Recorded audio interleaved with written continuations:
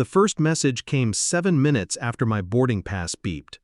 By the 14th, my phone vibrated like a trapped insect in my palm. 218 missed calls and messages in total. From her, from them, from numbers I didn't save. I didn't open any of them. The Pacific stretched beyond the terminal windows, a blue so calm it mocked the chaos clawing at my phone. They must have realized by now that I wasn't coming back. Not tonight, not ever. The image of his face kept replaying. My wife's father, his hand still holding the kettle, steam hissing. The water hit my scalp before the words reached my ears. Laughter, muted, as if it belonged to another room.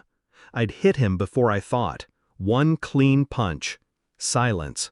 Then the noise, voices tearing into me like vultures. Her voice last. You should take every insult and disrespect and apologize now. Instead, I bought a one-way ticket to Hawaii. At first I thought it was just humiliation, a stupid, cruel stunt by a drunk old man with too much pride.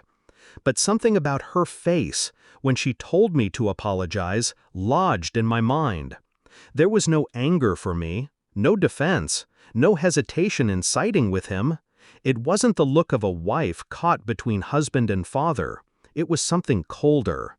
That night, while steam still lingered in my hair, I replayed the weeks before the party.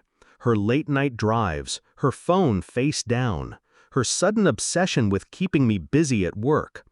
I told myself it was paranoia. I'd been under stress.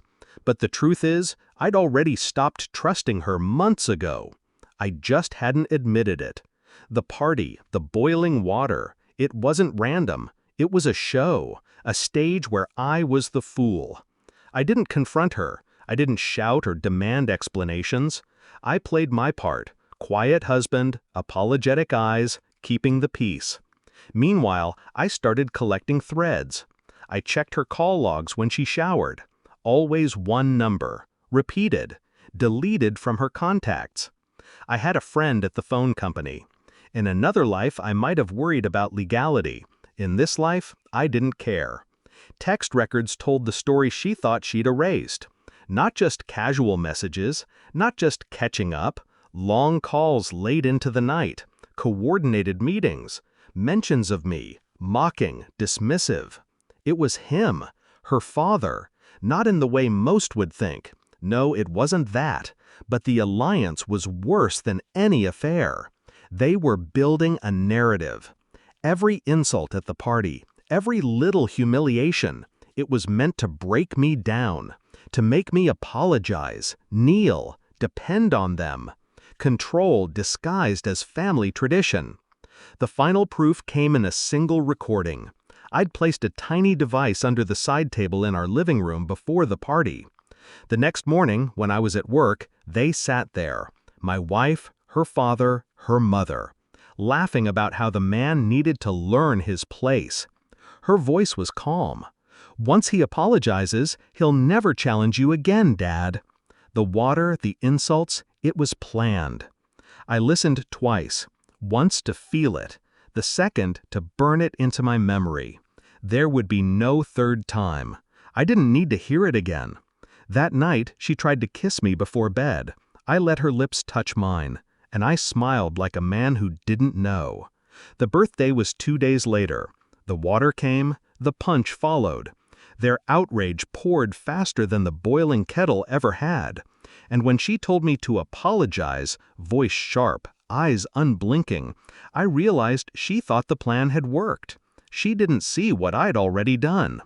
Before the party, I'd sent the recording to 3 people she trusted more than me: her brother, her best friend, her boss.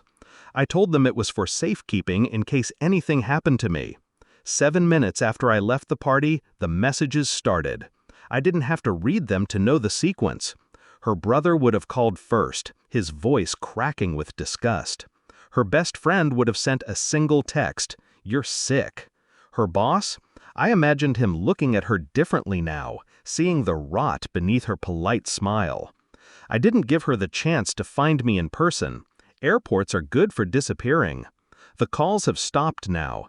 The phone is silent, but the quiet isn't peace, it's distance. Hawaii's air smells of salt and something ancient, something that's seen men like me walk away without looking back.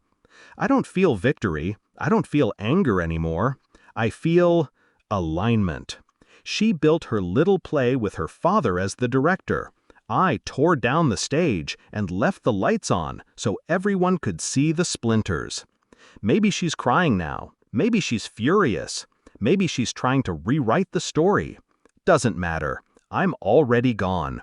And the truth, once revealed, doesn't go back into the dark.